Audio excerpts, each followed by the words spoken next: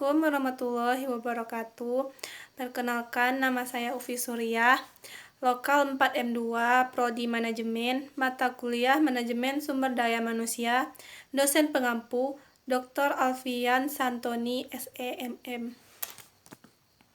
Baiklah, di sini saya akan menjelaskan materi tentang kompensasi dan balas jasa.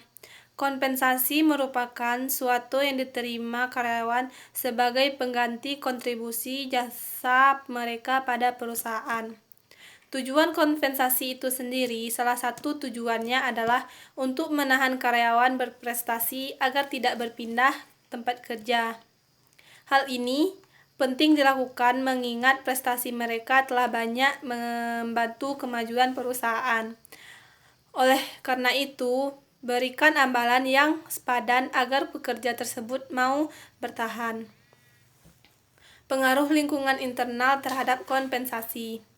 Lebih menarik bagi tenaga kerja yang ada, konsekuensi produktivitas yang dalam perusahaan, industri, atau sektor lainnya.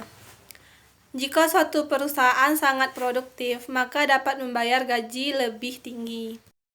Berdasarkan hasil pengujian hipotesis membuktikan bahwa lingkungan internal mempunyai pengaruh positif dan signifikan terhadap kinerja karyawan.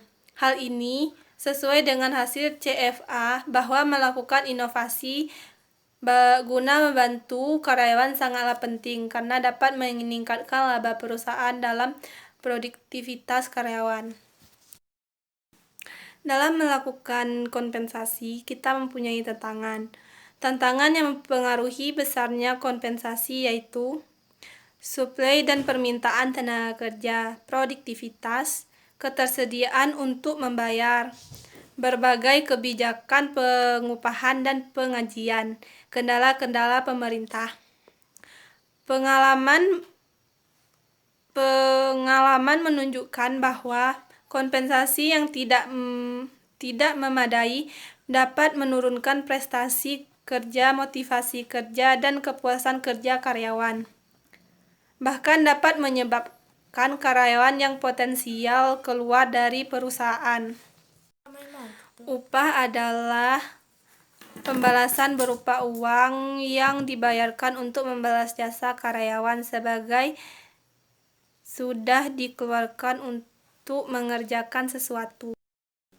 Gaji adalah beberapa pengertian dapat disimpulkan bahwa gaji adalah suatu pembayaran berupa uang yang diberikan oleh perusahaan kepada karyawan yang atas pekerjaan yang telah dilakukannya.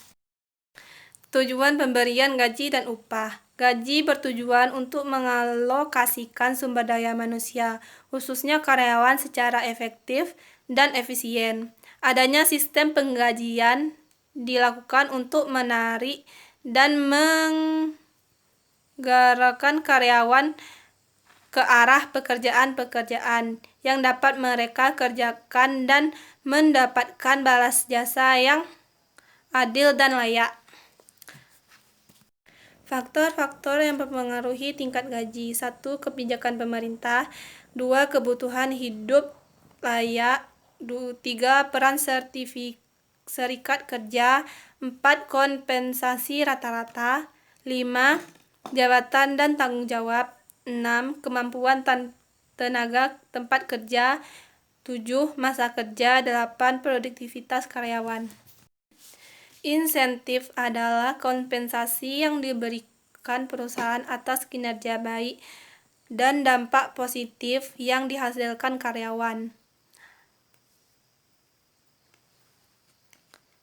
Ia umumnya hadir dalam bentuk uang atau objek bernilai lainnya yang dapat menguntungkan karyawan.